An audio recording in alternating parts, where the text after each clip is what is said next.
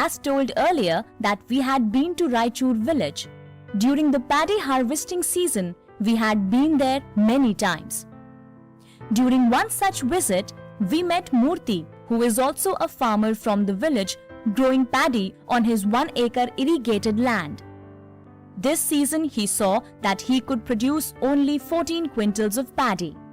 He had a low yield because he was not able to put the required amount of fertilizers and pesticides in the field. On a meeting with him, we saw that Murthy was waiting for the Gumastha of Ramu, the owner of a rice mill. Gumastha is an agent who executes work on its owner's behalf. In some time, the Gumatsa sent by Ramu arrived with a tractor. He first checked the quality of paddy to ensure that it is dry enough and with less thalu. After ensuring that he got the paddy bags loaded on his tractor and went further to get the bags from other such farmers. We went with that Gumastha to see the process further. We saw that after collecting all the paddy bags from different farmers, he called to the rice mill. He weighed all the bags and also Murthy's paddy bags. It was 14 quintals as Murthy has told us. Then the Gumastha took a handful of sample paddy and showed it to Ramu. After checking the paddy, Ramu fixed the price of paddy at Rs 950 per quintal on the basis of its dryness and the thalu. This was much less than the rate at which we saw traders selling at the agriculture market yard. There it was around Rs 1100 per quintal. Then we saw that as Murthy was in urgent need of money, so he asked for immediate payment from Ramu. For this reason, Ramu further reduced Rs 1.50 for every 100 rupees. This means that he was reducing Rs 14.25 per quintal. We even checked with other rice millers, but this was the procedure that everyone was following at Nellore. Let's see a small mathematics here to understand what Murthy is going to get at the end of the day after selling his entire produce to Ramu.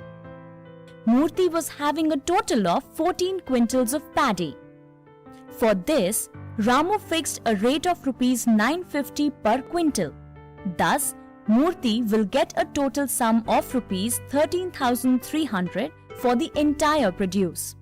However, as Murthy has asked for on-the-spot payment, thus Ramu is going to deduct Rs 14.25 per quintal, which amounts to Rs 200 for 14 quintals.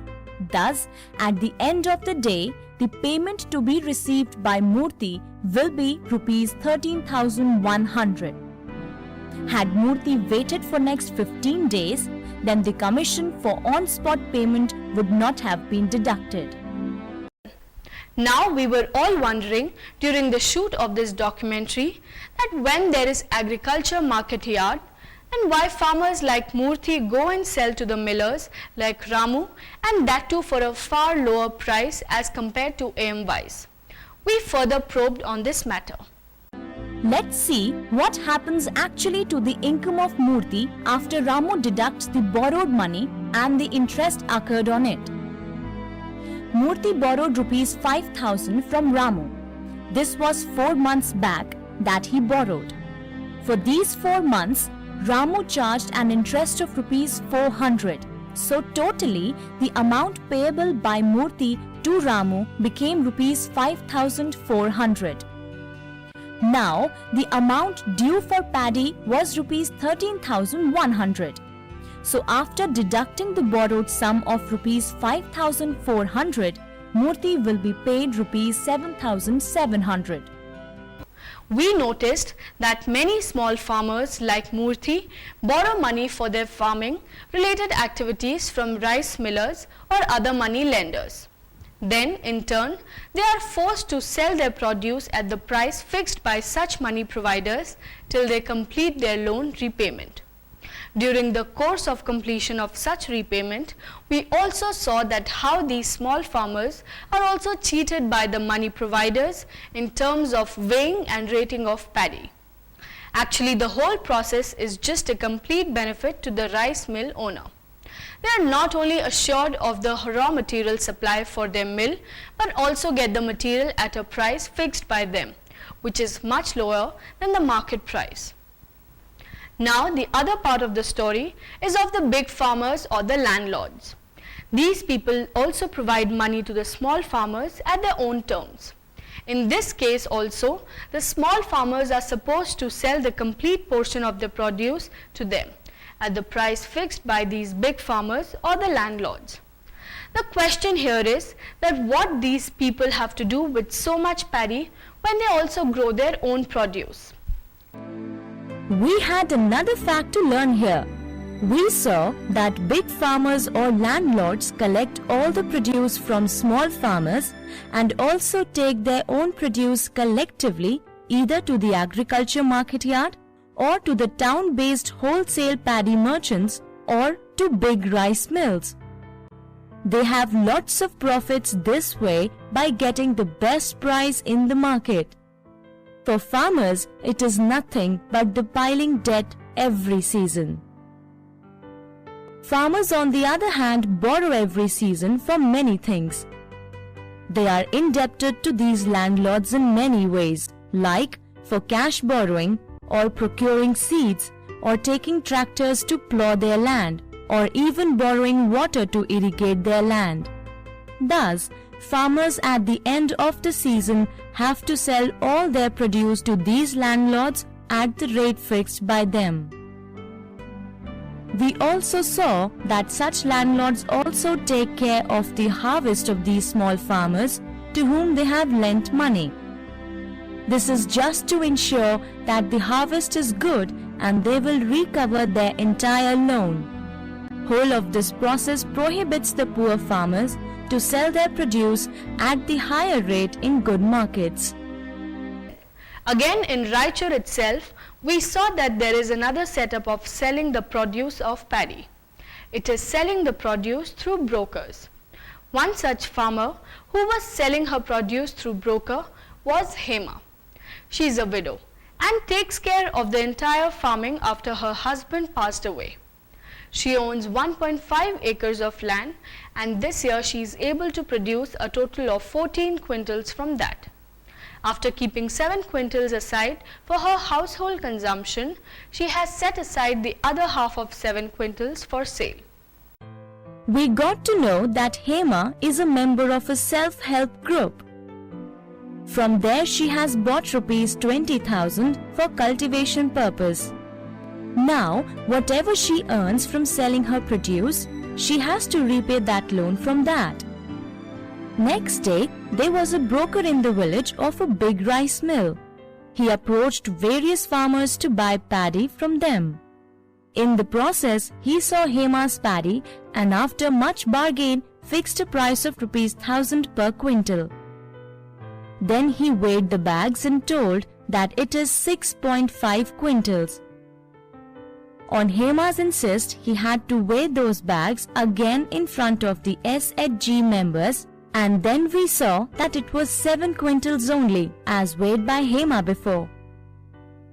Then the broker took the paddy and promised Hema to pay the amount in 15 days. We got to know that after 2 weeks he came and paid rupees 6,825 to Hema. This was paid after deducting a brokerage charge of rupees 25 per quintal. On learning all this, we asked Hema that as she had not borrowed any money from the traders, then why don't she go and sell the produce in AMY? For this, we got to know another fact of trade in agricultural produce and the problems faced by the farmers. Let's see that in detail. Hema told us that in order to go and sell in AMY, she or her son has to compensate a minimum of 2 days of farm work. Also, she needs to pay extra as transportation charges, which again will not be compensated by the extra money she will get per quintal of sale by selling it in AMY in Nellore. She feels that she has very little produce to sell, and only big farmers with more produce go and sell in AMYs in Nellore. We further asked her that in this case, she must demand a higher rate per quintal from these brokers. However, we got to know that as farmers get somewhere around 100,000 to 150 per quintal in AMY, but the brokers will never pay so much to the farmers, since the brokers are sparing the farmers from the hassles of going and selling in different markets. Farmers are able to sell all their produce from sitting at their home. All the trouble in this case is taken by the brokers. We saw that brokers mediate between the farmers and the town-based big millers or wholesale paddy merchants. The major role of these brokers is to procure paddy from all the small farmers like Hema.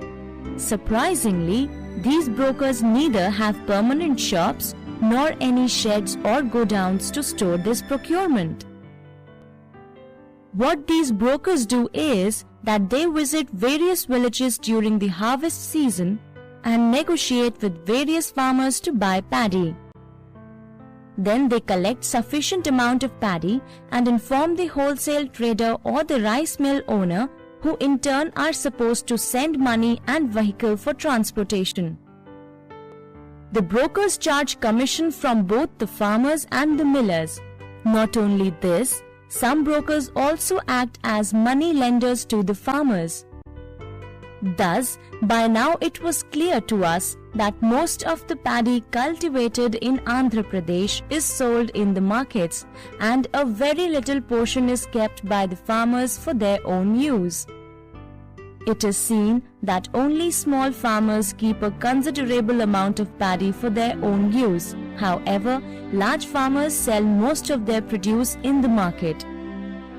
Statistics says that nearly 3/4 of the paddy in Andhra Pradesh is sold within the village and the rest 1/4 is sold through AMYs. Most of the farmers selling their produce through AMYs own their own vehicles like tractors, which reduces their transportation cost. In a pure village setup like Raichur, we saw that there are many types of trader who procure paddy from farmers. These mainly include landlords, brokers, and small rice mill owners.